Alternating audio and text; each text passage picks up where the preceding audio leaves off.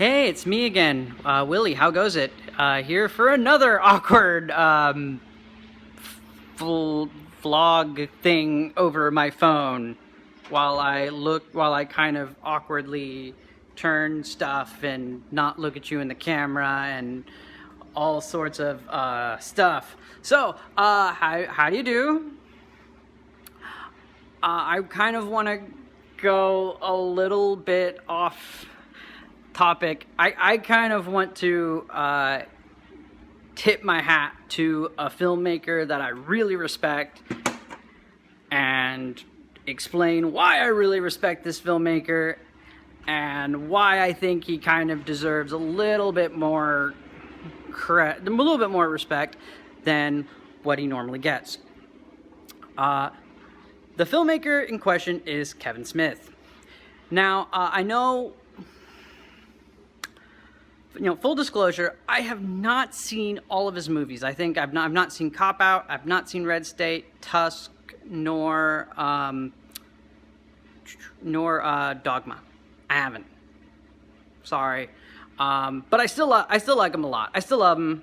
Still cool guy. He seems, I don't know, who knows? He might be an asshole in real life. I don't know, but he seems like a cool dude. Anyway, I think Kevin Smith. Well, let me backtrack. There's a really cool. There's a really cool video from this guy. His name's Movie Bob, but at the time it was under the channel the Escapist, and he did this. He had this little blogging channel called The Big Picture, and I actually came across this guy when he had these videos of kind of like why he wasn't fond of Kevin Smith. And even though I totally disagreed with him, I respected his position because it was well articulated, etc. I forget the other thing where it was another thing that kind of was like kind of meh on Kevin Smith, and I disagreed, but I understood where they're coming from. I think the biggest misunderstanding is with Kevin Smith is that he's more of a like when I think of Kevin Smith, I think of him as a writer, not per se as a director. And the thing is, actually, there's another really well-respected filmmaker who approached movies the same way. His name is Billy Wilder. He did a lot of movies in the golden age of Hollywood, like around like the 40s, etc. Like Some Like It Hot. Oh my goodness, I'm totally blanking on the guy, but I'll put a link. I'll put a link of him in his Wikipedia page, or maybe even his IMDb page. In the thing. And his whole, he kind of was like the opposite. He was like kind of like a bizarro Hitchcock, where he didn't like using a bunch of cool, camera tricks, etc. And he wasn't really that much of a visual filmmaker. He was more of like, dude, make the scripts tight, make it funny, etc. And why I think Kevin Smith actually should get more respect is because, unlike the three big directors in the 90s, and that's Tarantino, and that's Robert Rodriguez, and that's Kevin Smith. Those are the three big, like, independent filmmakers where everybody's like, oh, dude, these guys are the face of the future. Now, don't get me wrong, full disclosure, I love Robert Rodriguez's work, so this is not a knock on him. And for the sake of not getting killed on the comment section, I'm not knocking Tarantino, per se. But Kevin Smith's real big contribution to pop culture was his like earnest love for geek culture, and also for like the bromance, which I've heard some people say is like his another big thing he did. And look at Judd Apatow's movies. They are pretty much Kevin Smith movies. You look at You look at shoot, I forget her name. She's the one who wrote Juno, and that's straight up like it's like a Kevin Smith. It's like a Kevin Smith movie, and you look at you look at how mainstream geek culture is, and in large part, it's because of Kevin Smith. Because after he made movies, he went into the comic book industry, and he made some comics to varying degrees of success. But I mean, he kind of was like, yeah, I'm jumping in here, and I'm like the bro of the comic book writers and artists. Worked. And this guy has such goodwill with like a lot of the comic book creators and etc. Is that like they invited him to basically be the audience in in an interview with Jeff Johns previewing all these DC movie stuff that's coming out, and that was in like I want to say February, maybe January. And it's like that. It speaks volumes to Kevin Smith's iconography.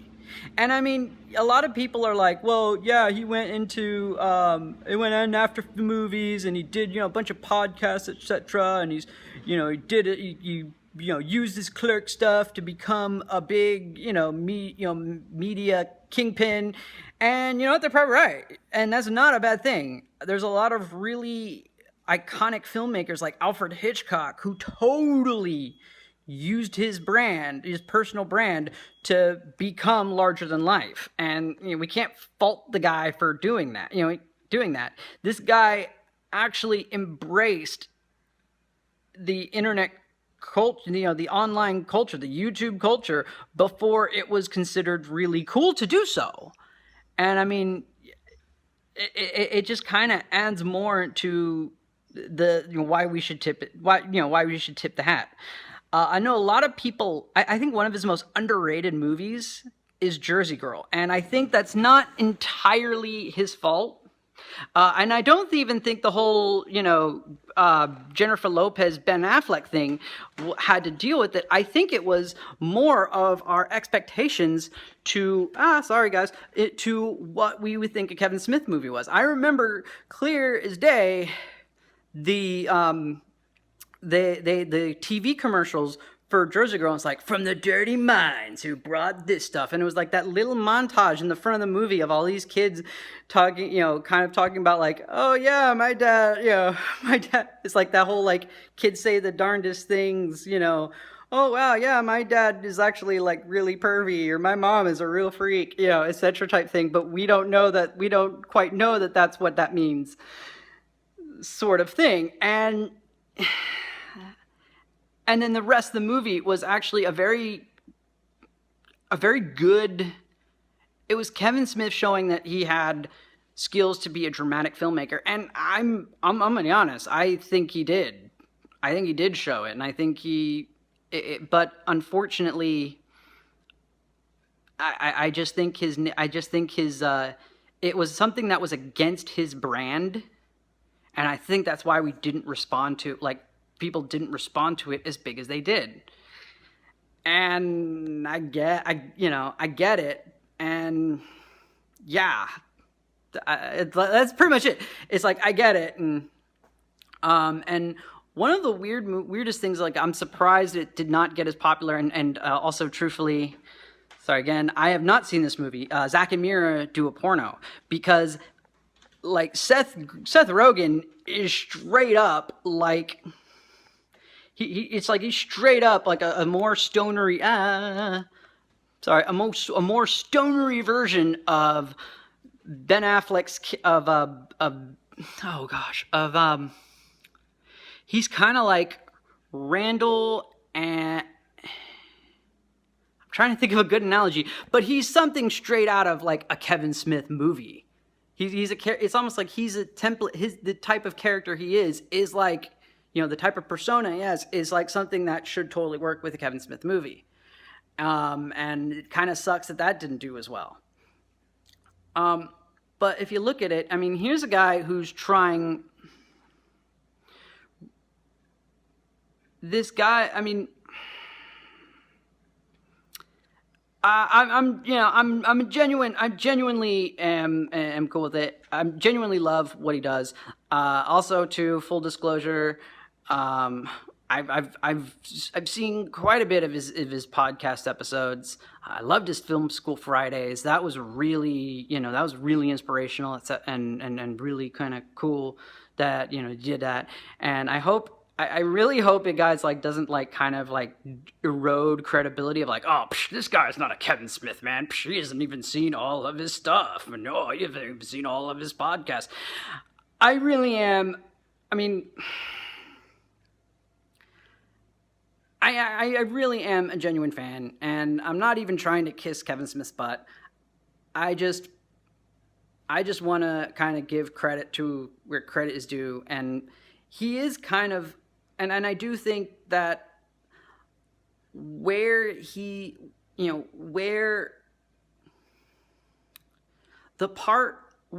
kind of like people kind of look down on Kevin Smith is more of the visual stuff. But I mean, there are directors who they made their entire career off of verbal comedy. Look at Woody Allen, or don't. Or, you look at Billy Wilder, and he fits in that vein. He is like the Gen X version of those filmmakers. And that's why I think we tend to not be, or also too, we tend to like look and see of how he kind of became a internet kingpin of sorts. We tend to kind of like gloss over the fact that, this guy's worked pretty well in the industry doing this stuff. And this guy does have a big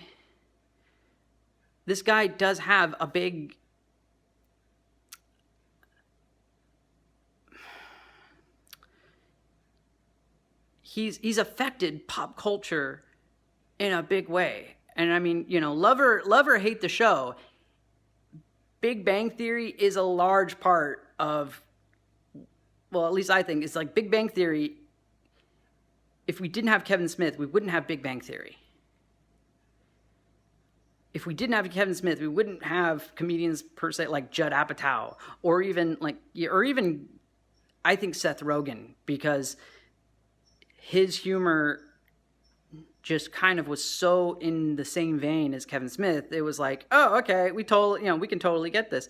And I think that they really, and I think it's a real shame that over the years, we tend to not quite, as filmmakers tend to not quite respect what he's done. And I mean, hey, this guy self-distributed a movie, touring it through movie theaters.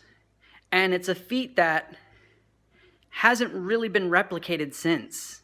And there's a lot of filmmakers who, if they really wanted to, they could probably get away with doing the same thing. Like Tarantino, in I think November or something like that, he was pissing and moaning of how Disney strong-armed him.